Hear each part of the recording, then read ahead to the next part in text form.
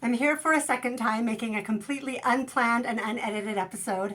Again, my son has not been able to get this episode uploaded and it's been such a frustrating day waiting for it.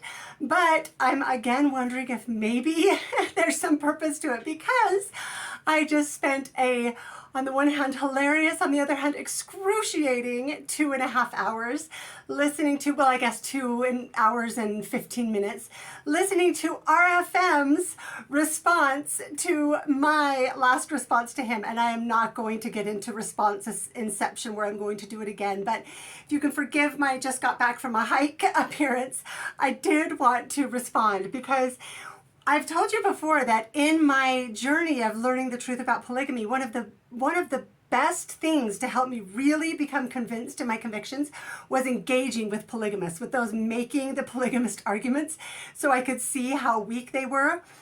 And I have to say, I am feeling very familiar feelings today.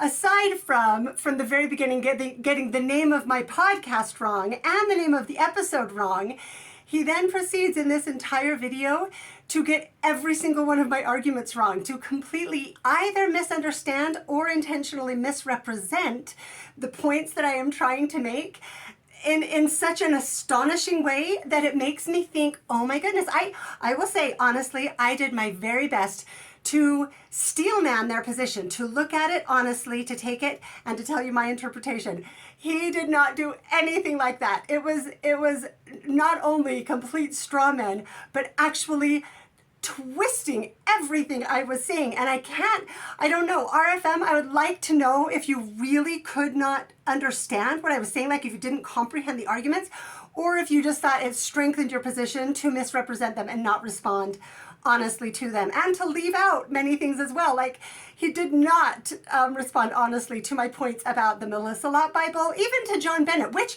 I will say we are currently doing more work on that right now.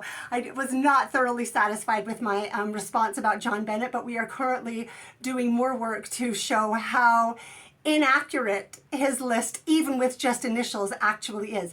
He didn't respond at all to the land deeds. I understand that requires some work, but a lot of this requires some work. And he said from the very beginning that he wasn't interested in doing the work. So he would rather just paint us as conspiracy theorists, call us crazy. He doesn't understand even my trajectory with polygamy. He got that wrong. He got and I can understand. There's, we can't know everything in any discussion. I wanted people to cut me a little slack in case I got anything wrong. So I'm willing to cut him plenty of slack. But there were a lot of things in that video that he had to intentionally get wrong, and he got them wrong. Like listening to it, I'm not even going to go through and break it down because frankly I don't want to listen again.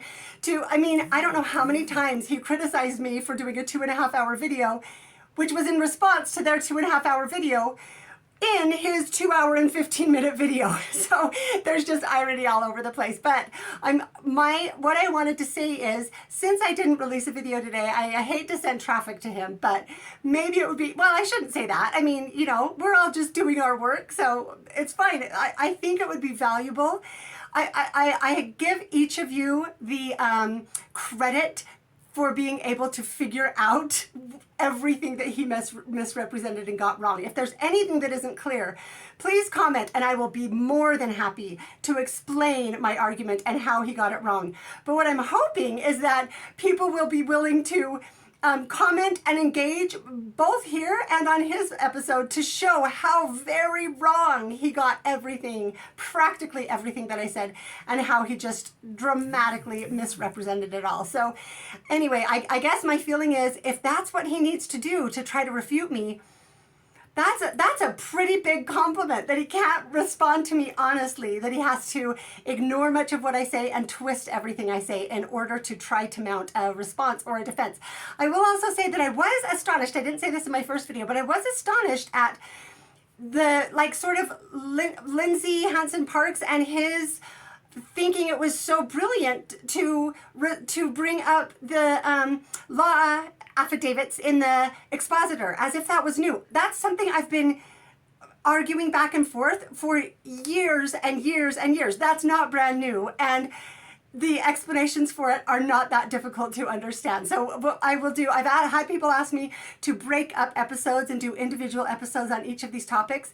I think that that could be an interesting thing to consider. So I have a lot more content planned coming up in the future. But in the meantime, I just wanted to let you know, since my video with Shane isn't uploaded today, and I'm so sorry, especially when I promised it to you. It will be here tomorrow, if not later tonight at some point. But in the meantime, you can listen to RFM's video, and let's just keep a list of how many things he misrepresents, gets wrong, omits. I think that that can be pretty telling if we're trying to engage in an actual, intellectual, honest, reason and evidence-based discussion. I think it's useful to pay attention to how well people are showing up, and I would argue that he did not show up very well. So thanks. I will see you soon with my video with Shane. I forgot to mention one additional important point. The title of his video is astonishing to me. I don't know if he intended this, but he is literally putting himself in the position of Hugh Nibley to my Fawn Brody. That is the title of a paper that Hugh Nibley wrote going after Fawn Brody for No Man Knows My History. It's regularly, from what I can see, regarded as both sexist and very inaccurate. From everything I know, Fawn Brody has a lot more respect these days than Hugh Nibley did in his response. So maybe that's telling. Maybe there's some prophetic nature there. It'll be interesting to see which direction this discussion goes. I know which direction I think it's going to go. So stay tuned and we'll all work on it together.